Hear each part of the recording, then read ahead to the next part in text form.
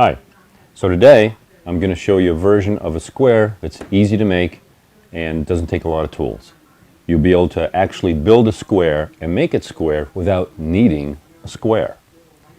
So here I have 4 pieces that are about 1.5 inches wide, something like that, and they're about 5/16, a 1/4 inch thick, whatever you have available. These 4 pieces are going to get laid out as such. You're going to have the beam here. The handle is going to be this part, and it's going to be built up. So a little layer of glue, and this next layer, and the beam and this are going to be flush, and then this top layer is going to go over that. So that will form our square.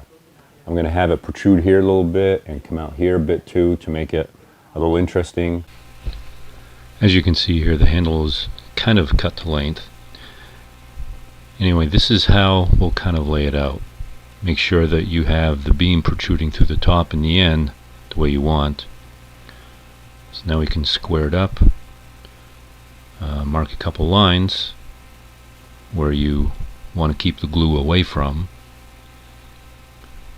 and after this we can open up the parts, then transfer the lines to the inside where we will be laying the glue. These are the lines that we want to keep the glue away from, remember, so we don't get anything into the bridle joint.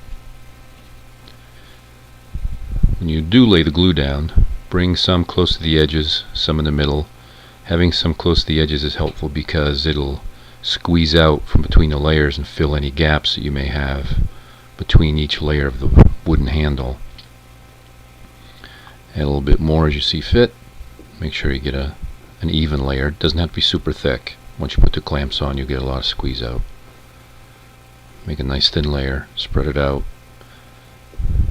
Stay short of the lines we drew to make sure we don't get anything where we don't want it. Just creates a lot of work later if you do.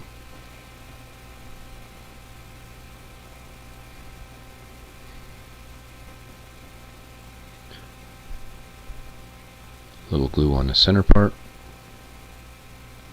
Lay that down.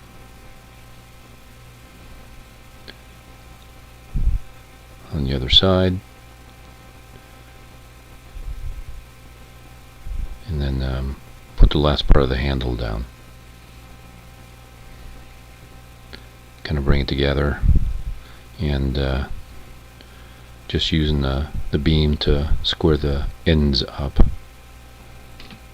so everything looks right. Do a little test fit to make sure the beam is where we want it to be, and another little check on the square. This is kind of careful because once you get glue on those parts, it's amazing how slippery it can be, so be careful with that. Now we're going to start clamping up, and as you lay the clamps on, just put a little bit of pressure on, but not a lot. And when you put one on, put the second one where you want it, but don't tighten them up yet, because if you put a clamp on and then just squeeze it hard the first time, it could literally shear the layers, just like this, if it's a little off. So we want to avoid that. Put a little bit of pressure on them first, and then check and make sure that they're flush the way you want them. Using my finger to take a little bit of glue off, and after we get it where we want it and it looks good, then we can put some more pressure on the clamps. Do a little bit more glue removal. It's easier to do it now than later, and just let it dry. So now we can unclamp the handle, and it's going to be pretty rough. There's going to be some glue sticking out, so we're going to take care of that. I'm going to use a hand plane to do this. If you don't have a hand plane, then a block plane, anything small will work. It might be too much work for a scraper, but you can use that too, or sandpaper will work. Anything you think that'll work to smooth it out will work just fine. After side 1 is done, then of course we have to do side 2. So let's do that. After that, we'll put some glue into the end of the handle. I like to stick it into the end of the bridle joint and just let it run down into the bottom of the joint. Put a little bit on each side too, just for good measure, I guess. After that's done and the glue kind of settles into the joint a bit, then I will take the beam and insert it into the joint. How deep it goes is pretty much set because we did that when we put the handle together. But you can make that beam protrude out the back end as far as you would like it to go.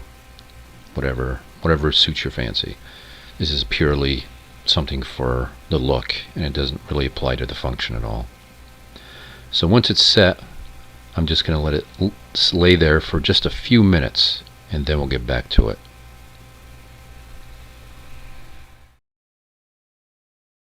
Now I'm going to go to a board like this, make sure you have a straight edge, and I'm going to put it right here on the end, and I'm going to be looking for some kind of squareness. So you draw a line and flip it over, and you can see I'm going to draw another line right beside it.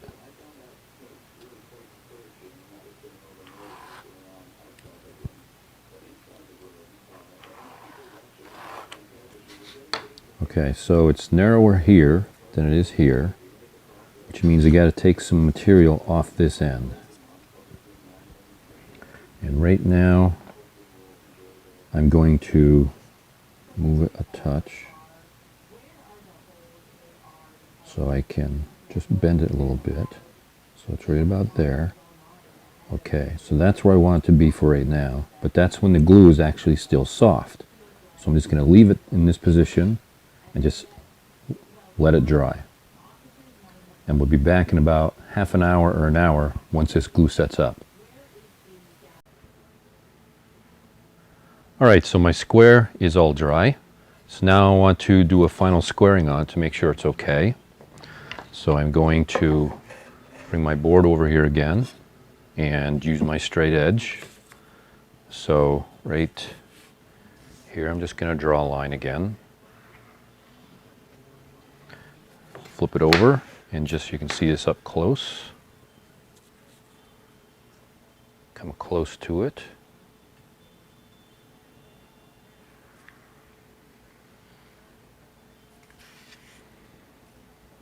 And this end look pretty well. Looks like a pretty parallel line. So what I did the first time seemed to work.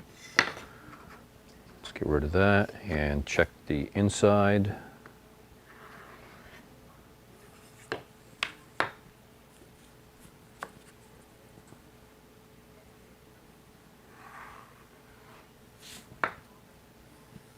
It's the same thing. So my work earlier paid off when I flattened out these two edges here, and it also worked out very well for me that when I did that rough squaring the first time. All right, good. So, all right, so here we go. Now we have a square that is square, and we didn't need a square to do it. It was a pretty easy build. The only thing we needed that was any work at all was just getting the parts to the same thicknesses, and then we could put it together. As far as the finish goes, this is a pretty simple build. I'm not going to put a whole lot into it. It's nothing fancy. It's functional and serviceable. So I've heard about sometimes people will, sometimes they'll paint them a blue or a red or green or stain them some crazy color to make it stand out, because if it's laying on a bench with, say, a number of other pieces also laying around, a blue square will stand out. So that's an option too, whatever you like. Maybe put a hole in it, hang it up on a nail or something. So anyway, there we are. So you have a square now, and we've done what we set out to do.